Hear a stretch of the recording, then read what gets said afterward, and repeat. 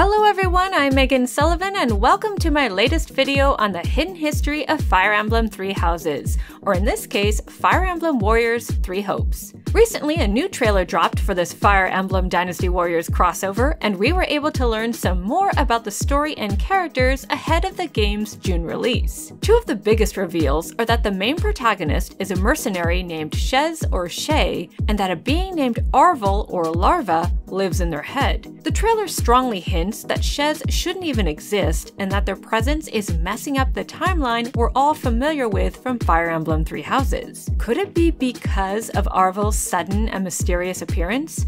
We won't know for sure until the game's release, but by taking a closer look at this mysterious new character, we might be able to puzzle it out right now, and learn some history along the way. Now, the first thing you might have noticed about this character is that she has two names. Larva in Japanese and Arval in English. What's going on here? I mean, you can kind of understand the name Larva since her outfit and pale skin make her look like the icky white grub that morphs into an adult insect.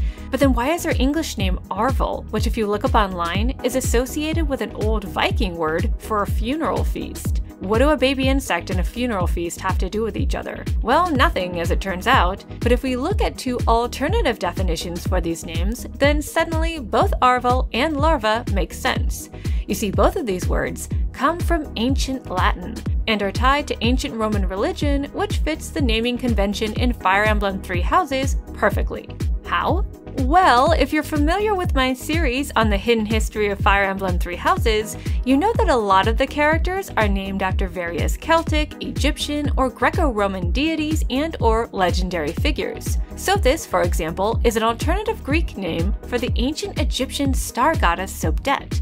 Rhea's name is connected to a powerful earth goddess who may predate the Olympians of ancient Greece, and many of those that slither in the dark are named after ancient Greek philosophers. And as I explained in my series, these names aren't just chosen at random. They sometimes hint at the powers and personality of a character or who they're aligned with.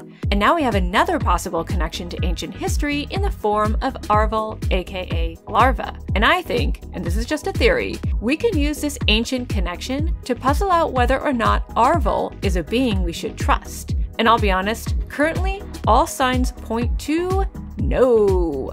I think Arval, aka Larva, is aligned with, or possibly sympathetic to, the Agarthans, and could be extremely dangerous. Dun dun dun!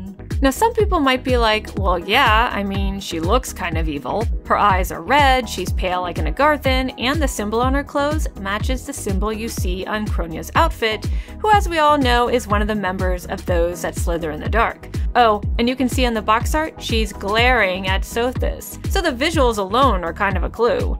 But here's the thing, the name Larva is also a huge red flag. You see, the ancient Romans believed that larvae, which comes from the Latin word for mask or possibly ghost, were restless and dangerous spirits of the underworld. The 3rd century philosopher Plotinos claims that they were people who had led wicked lives and became demonic spirits upon their death, while Pliny calls them, quote, the tormentors of the dead.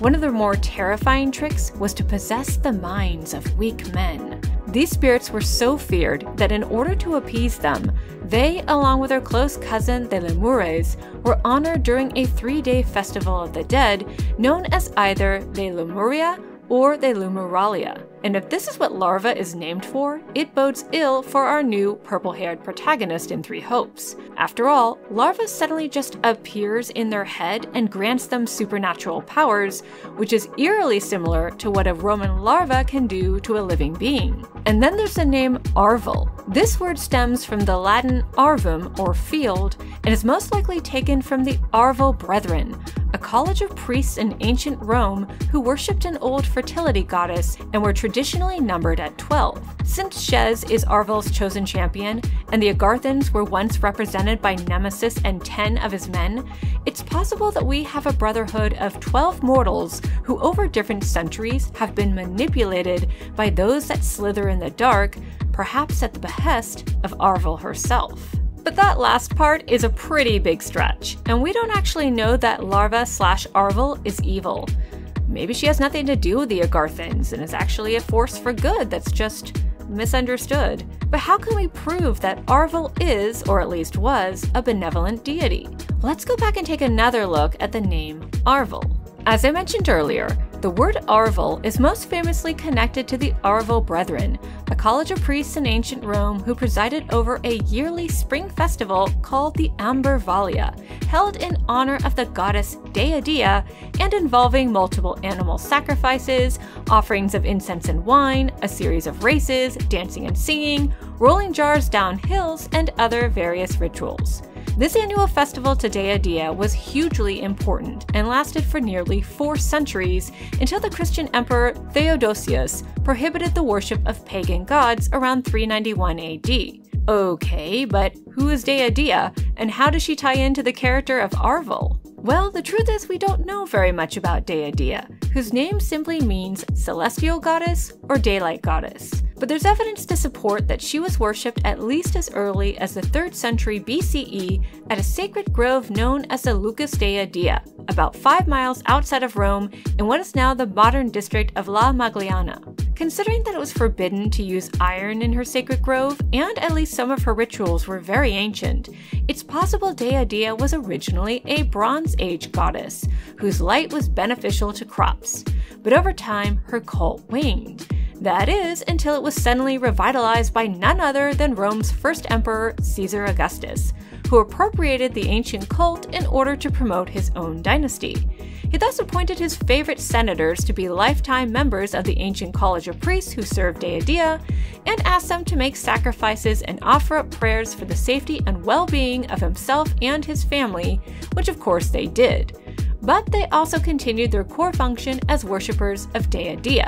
Now, although Dea was a celestial goddess, she was very strongly tied to agriculture, as is attested by the Acta Arvalia, a series of meticulous records kept by her priests. Over time, she was associated with various chthonic, that is to say earthly, deities like Ceres, Force Fortuna, Ops, the Semines, the Lares, and Acca Laurentia, the foster mother of Romulus and Remus, in whose honor the Arval Brethren were supposedly founded. And this is where things get interesting, because the Lares I just mentioned are the opposite of the terrifying larvae. Lares were essentially the benevolent spirits of people's ancestors who guarded the family home. During the Ambarvalia, the Lares were actually invoked in a hymn along with other deities to protect the community from evil, while their mother, Matrilarum, was honored with an ancient ritual in which the Arval priest rolled jars down a hill in order to, quote, provide a meal for the mother of the Lares. In other words, the Lares, their mother, and the goddess they're connected to, Dea, were all considered benevolent deities that protect the harvest as well as the local populace from harm. Could it be then that Arval and Three Hopes is benevolent like Dea and the Lares? Is she in fact a protector of a 5th house in Fire Emblem, the Ashen Wolves being the 4th?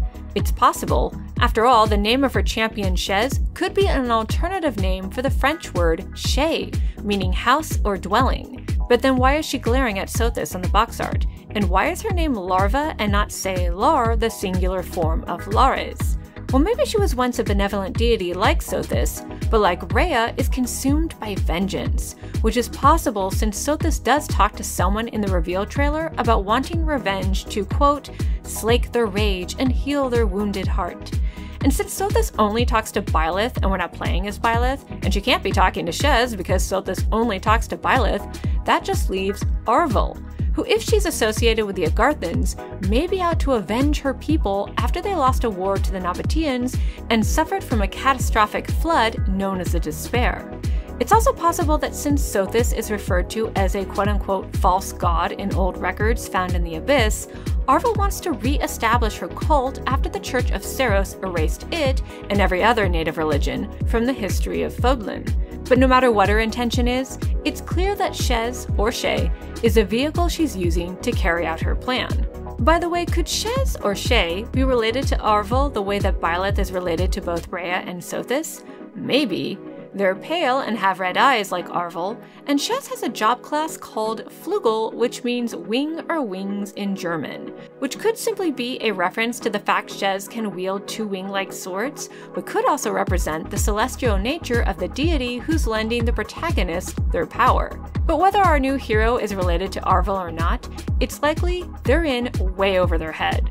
There's just something not adding up about their existence, and I think Arval has something to do with it. I guess we'll find out soon enough. But that's enough speculation from me. What do you think? Is Arval good? Is Arval bad? Are you excited for Fire Emblem Warriors 3 Hopes? Let me know in the comments below. Thanks so much for supporting History in Games, everyone. See you later!